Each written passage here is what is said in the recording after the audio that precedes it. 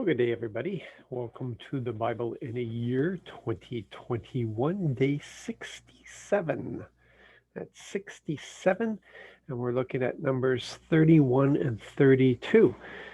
This is the third last day of numbers, actually. We only have a couple days of numbers after today, and we'll be done. Not the whole Bible, just numbers. So, just reading here, we're looking at Numbers chapter 31, verses 1 to 2. We see here this is Moses is given one last battle, one last thing that he gets to lead Israel in. And I'm not sure what all the where Moses is with all the emotions on this. Um, but the Lord spoke to Moses, take just reparations for the Israelites from the Midianites. Afterward, you will join your ancestors. Now, stop and think for a second. This is the Midianites that they're going to go after now. Moses' wife is a Midianite. We don't know a lot about his wife at all. We do know that I don't know if you would say stood up to God, but she stepped in where Moses failed to step in the desert, where she circumcised their son so he didn't die. Um, we're not told a whole bunch. We know he was criticized because his wife was a Midianite, and um, yeah, his father-in-law was a priest, a Midianite priest. These are just some of the little things that we know, but we do know that he spent 40 years living amongst the Midianites. And now he's going to attack them. He's going to go after them. This is reparation, as the Lord refers to it, but he has passed judgment on the Midianites, and this is now the result of his judgment against them. And Moses is going to have to go against these people. Look at how Moses frames this, though. He says, Moses spoke to the people, equip some of your young men, some of your men for battle, so that they may go against Midian and execute the Lord's just punishment against Midian. Moses is making sure it's clear here. We are not acting on our own, making sure it's clear to Israel. This is not an act of vengeance. This is not us getting back at them. It is Yahweh who has stood in judgment of this matter. It is him who has passed judgment, and we are simply carrying out his just punishment. That's so very, very important. And we don't do that too often, do we? We don't understand that it's these sort of things are not for us to worry about. It's not for us to even defend ourselves when we feel that we're offended. We follow the instructions of the Lord in all these things. That's where we're supposed to be. We listen to Him. We do what He says, not what we think is best, because whatever we think is best is going to turn out horrible. We just don't have all of His knowledge, His heart. That's like we're just not there.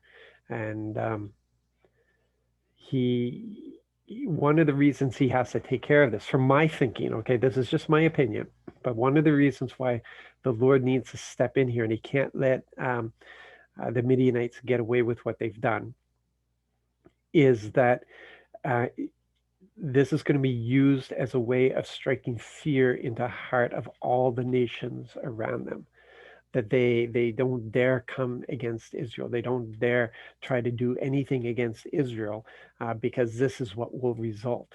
And what resulted was pretty devastating. Now look at this. Talk about setting a precedence. Talk about setting an example that people would get to see this.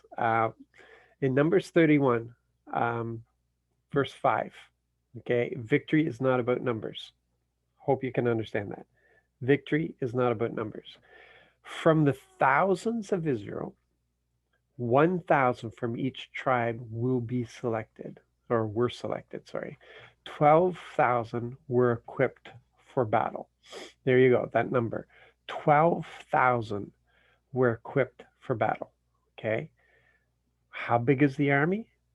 We know it's over 600,000. There's over 600,000 in the army.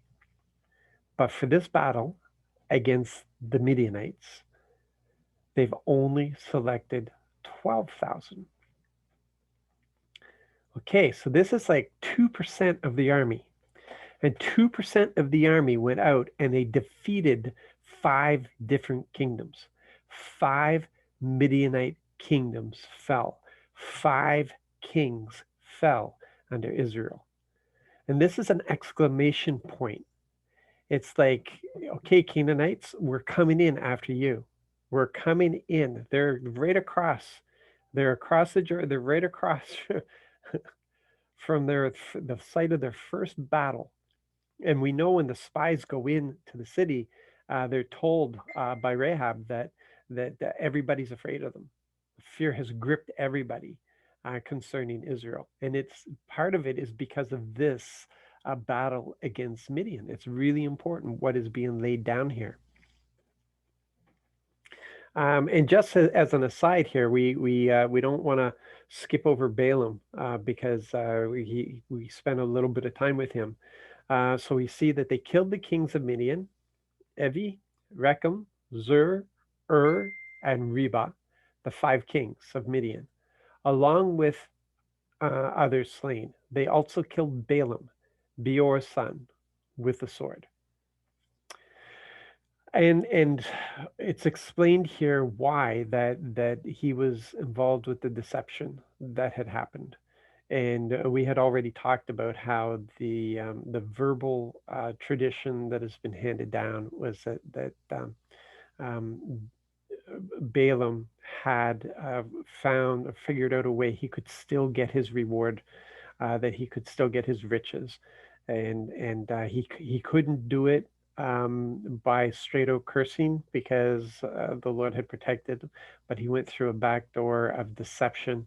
And it's what the enemy loves to do, right? Deception is one of his greatest tools. Lie is a deception, and that's what they did here. And Balaam ended up paying the price for it. Then we see here a mistake. They go out and they destroy Midian like they were instructed to do. And then they came back and they brought back all the women, all the children, all the possessions, all the men are dead. And that's disquieting. That's hard to read in our current in our current mindset, where we are in the world and where we are in our development as a human race. And so we read, Moses said to them, "Have you let all the women live?" These very women, on Balaam's advice, made the Israelites break faith. See, here we see what happened here, right? These very women, on Balaam's advice, made the Israelites break faith with the Lord in the affair at Peor. So there was a plague among the Lord's community. So they made a mistake here. They weren't supposed to bring everybody back. Not everybody was supposed to be a spoil of war. This isn't the only time Israel will make this mistake. They will make this mistake many, many times. Remember King Saul.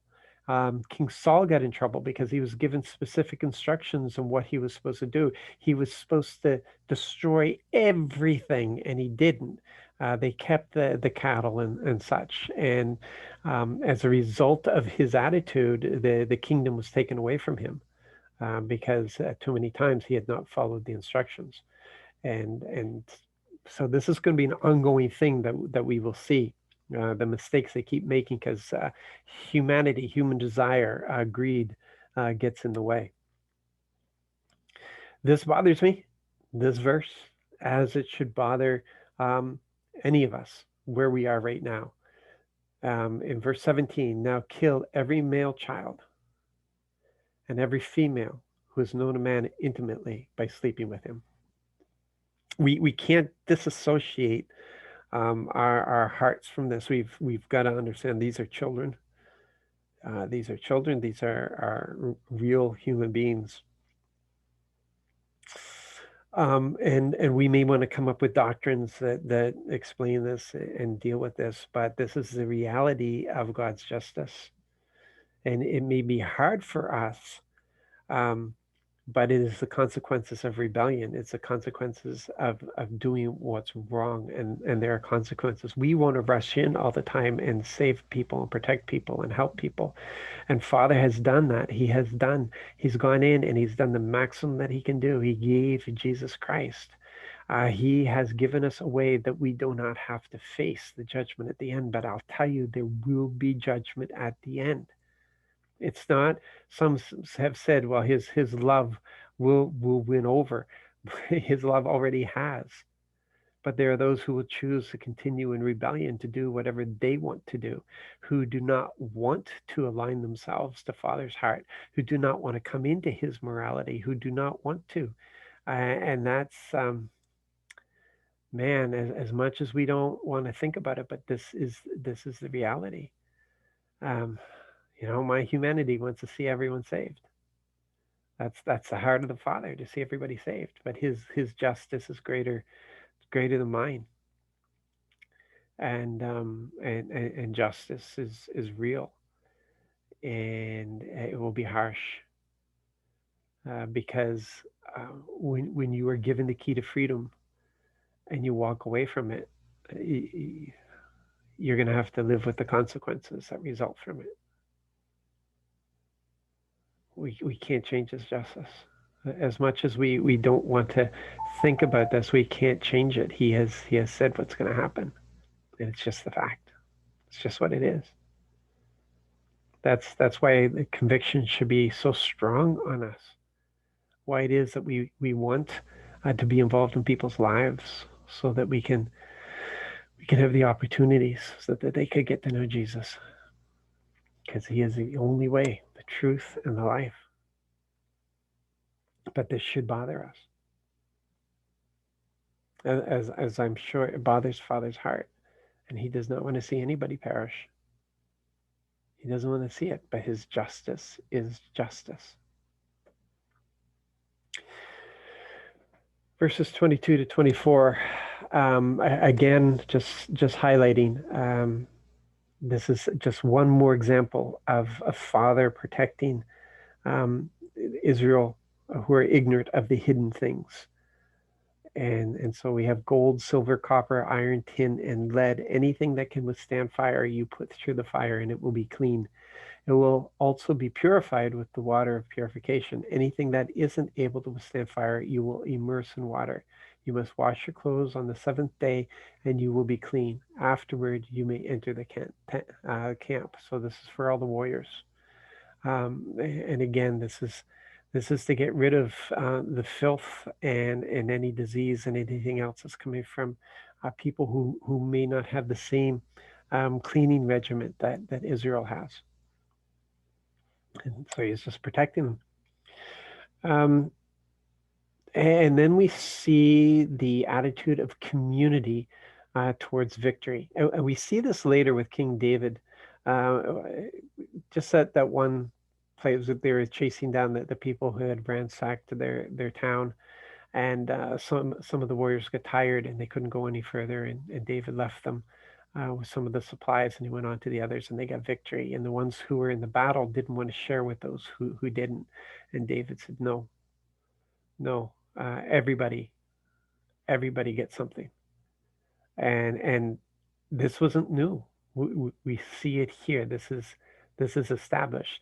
and I've just got an example here of verse 28, but it's all the way through it. It explains what goes to the community, what goes to the priests, what goes to the Levites, what goes to the warriors.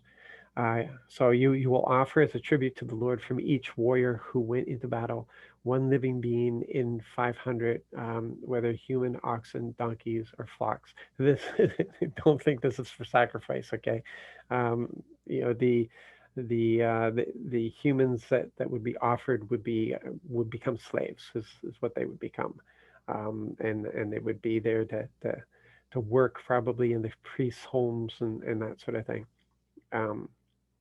So anyway, Everybody gets a portion, but the biggest portions, and it's just fair. This is part of justice again. The biggest portions went to those who were actually in the battle, who had the greatest risk. You know, they took the greatest risk, and so they get the bigger portion. So it's fair, isn't it?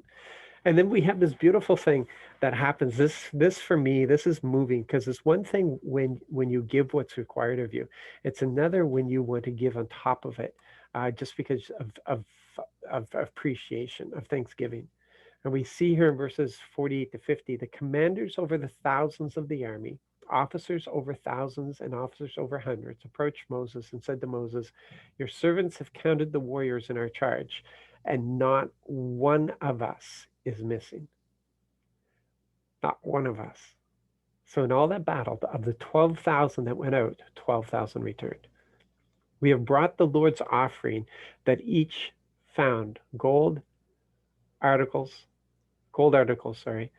anklets, bracelets, signet rings, earrings, and necklaces to seek reconciliation for ourselves before the Lord. Sometimes we just we take the victory. Yeah, great. This is fantastic. And we don't look at the nature of that victory. We don't look at the details of the victory. We just take the win, right? But when we look at the details and we see how magnificent it is, because it's the victory that the Lord has given to us. When we look at the details and we see how the impossible situation, or just how great the outcome is. It's beyond squeaking past the finish line. It's beyond just making it through. It's beyond being mediocre. It is like the top, the best, the greatest, best outcome that could possibly be. And for that, we need to recognize. We need to recognize just who He is, what He does for us. It's so important. Look at the details. We're not going to go into chapter 32, just a summation of everything that's going on. The Reubenites and the Gadites, they see what they want. For them, they've come into the promised land. This territory that they just won, that they just, they beat the Midianites, and now they've just removed all the people, and the land is available. The houses are there, the farms, the stockades, everything's there. So they want this. They can't think the promised land could offer them anything more than what this land gives to them. So they are asking permission to settle here. But Moses has a flashback to like 40 years ago, when that first generation rebelled and refused to go in, and that's what his concern is. But they turn around and just assure Moses of their motivation, because it's always about the heart. And the fact is that they just wanted the time to be able to fortify what they have, and then they were willing to be the first ones in battle. They said, "We will be in front of Israel's army. We will gladly." There was no lack of courage. It was not anything but being afraid to go into the promised land. They just didn't want anything from the promised land. They wanted to settle their family here. That's all it was about, and they were more than willing to go and fight for as long as it took to possess the land for their brothers and sisters. So they wanted to fulfill that promise. So we're at the stage now where we're set to move into the promise. We're set to see Israel receive the promise that was given to Abraham, and we're ready to go. There's only one detail left to take care of. Just one tiny little thing that we're going to cover over the next couple of days. So you guys are doing well. You're sticking with this. And there's days that we learn more than other days, and there's days that I learn and maybe you don't get so much, and there's other days that you're probably getting more from it than I am, because it's all dealing with where we are in our relationship, how far along we are, what lessons we have to learn, what situations He wants to deal with in our life. And that's the beauty of the living Word. It gets applied to where we are today. So you guys be blessed, be encouraged. Love you all. Thank you for being on this journey with me. And press in. Know the voice of the Lord. Just don't be satisfied with knowledge. God bless.